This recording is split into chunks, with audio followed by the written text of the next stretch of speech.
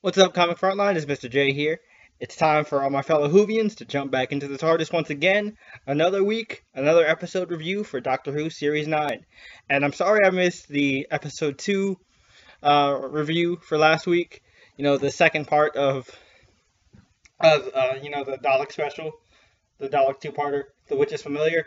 Really good episode. I thought it ended very well. And really cool moments for both Davros and the Doctor. Sorry, if I start coughing throughout the review, I apologize. I have no idea why this cough will not go away.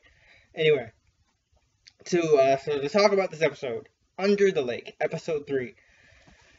This was a very kind of horror vibe episode, and I really enjoyed it. It had this kind of very claustrophobic feel to it, because basically they're in this like small encapsulated underwater it seems like research facility, and we find out that Clara and the Doctor stumble upon this research facility, and there's this crew that seem to have discovered an alien spaceship, and the alien spaceship contains these ghost-like creatures that are killing off members of the crew somehow, and it's up to the Doctor and Clara to figure out what exactly these things are, what do they want, and how to stop them. So, pretty much, at first, the Doctor is like, no, there's no way these are ghosts. Ghosts aren't real. But then when he actually sees them in action, he's like, holy crap, these are actual real ghosts. Real ghosts. Oh my god. I can't believe it. And I think it's really cool to see 12 being all kinds of fascinated with these ghosts, like real, honest to goodness ghosts. And this kind of motivates him even more to figure out exactly why these things are here and what do they want. Clara is being Clara, going in really without thinking, and she's kind of rushing in, like just thirsty for some action and ready to go. And the Doctor even calls her out on it. She's like, "Don't go native, okay? Just do. We need to do what we came here to do. Don't get too absorbed in it." And pretty much, we also see that the TARDIS is getting kind of freaked out because of the presence of these, ghosts. And so, sorry. And so, what happens is, the Doctor, along with this crew, a very diverse crew, actually. We have someone who I believe is deaf, and one of the crewmates translates the sign language, as she speaks, and that was really cool. We have someone who's like a big fan of the Doctor, and then your standard crew fill-in spots.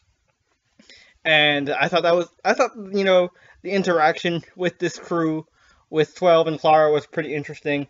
And like I said, the effect the ghosts have on the Doctor is really cool. Like the fact that he's so fascinated by them. And I gotta say, the effects for the ghost look really cool.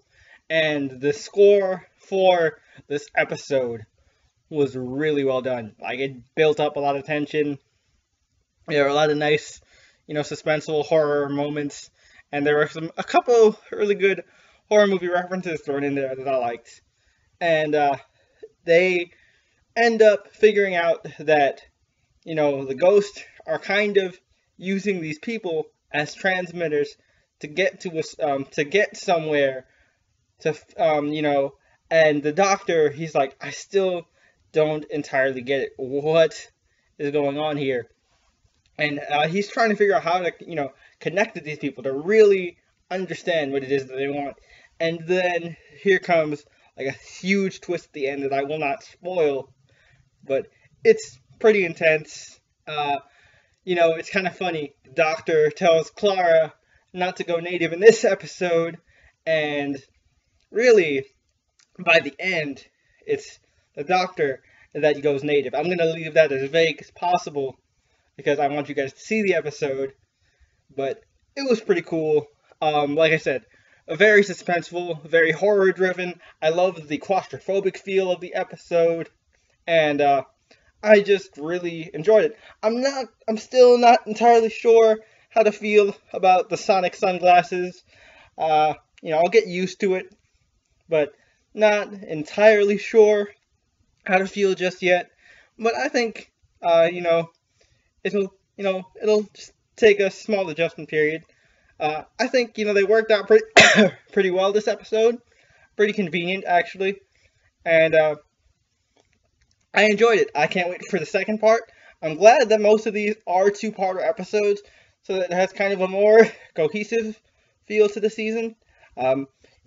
Personally, I enjoyed it. I feel like this was a perfect episode to release in the beginning of October. So kudos to Moffat and team. But tell me what you guys thought about the episode in the comments below. Sorry for the coughing and sorry for being so vague, but honestly, there isn't much for me to tell you guys without going into really full-on spoiler territory. And with that ending, I really don't want to talk about spoilers. But if you do want to talk spoilers, warn in the comments below, and we can talk about the episode fully in the comments. Don't forget to like this video to let me know you enjoyed it.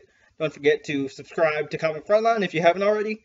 And also, if you like what I do on Frontline, definitely head over to my individual channel, Mr. J's Comic Reviews. I do TV episode reviews, comic reviews, movie reviews, all that on my individual channel. You check Comic Frontline's YouTube channel page. All our members' individual channels are on the side. You'll find me there, and you can check me out. I would really appreciate it if you subscribe to my channel. And I will be back next week for another Doctor Who episode review, hopefully with less hacking and coughing. Until next time, guys, I'm Mr. J from Mr. J's Comic Reviews for Comic Frontline, and stay safe in your journey inside the TARDIS. Peace, Time Lords and Time Ladies. I'll catch you guys next week.